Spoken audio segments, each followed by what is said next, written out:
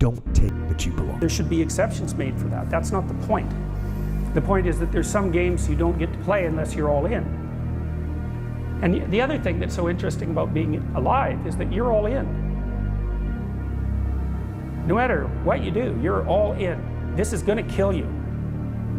So I think you might as well play the most magnificent game you can while you're waiting. Because do you have anything better to do? Really? Why not pick the best thing possible that you could do? Why not do that? Maybe you could justify your wretched existence to yourself that way. You're not going to score on every shot. Right. Doesn't mean you shouldn't take the shots. Doesn't mean you shouldn't try to hit the goal. But part of being able to continue to take shots is to have the strength of character to tolerate the fact that in that instance you weren't on top. It's because the great athlete and the great person is not only someone who's exceptionally skilled at what they do, but who's trying to expand their skills at all times. Yes. And the attempt to expand their skills at all times is even more important than the fact that they're great to begin with, because the trajectory is so important. More important. Create a life that you can't wait to wake up to. I saw that. I live that life. I hate to sleep. I hate sleeping. I've never heard that before. I hate sleep. I love every minute of my life. Love every minute of it. I can't wait to wake up tomorrow. I can't wait to start tomorrow. And when you really feel that way, I really don't give a shit about a lot of things. You gotta start believing in your imagination.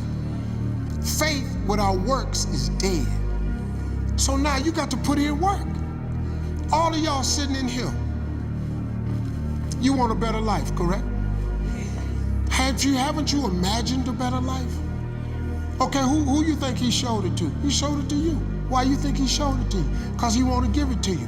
But if you don't work, if you don't ask him for it, he cannot give it to you, because he created us with the power of choice. We make choices every day. If you decide that you will be poor, there's nothing I can do. You're gonna be poor. If you decide to be rich today, who gonna stop you? Who? If you decide you want to be rich, all you gotta do is start. Why not? Who gonna stop you? Unless you tell it to the wrong person. Stopped wasting time, and if you stopped lying, and if you oriented yourself to the highest possible good that you could conceive of, and you committed to that, how much good could you do? Well, I would say, why don't you find out? So that's what I think you should do. You should find out. That's the thing. Success and failure are generally slow processes. Either slowly building things up or gradually tearing them down. And that's why I say you've got to pay attention. You have to watch. You have to watch every single second. Because those seconds,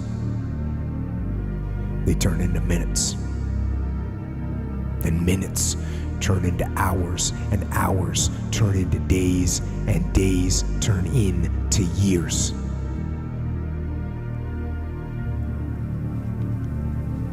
And so, that second that just went by, that counted. And so did that second. And so did that one. And in those precious seconds, you were either building or you were decaying. You were either gaining ground or you were losing ground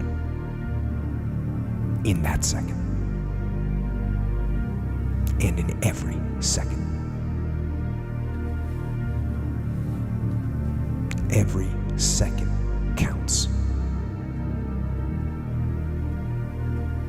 So, make every second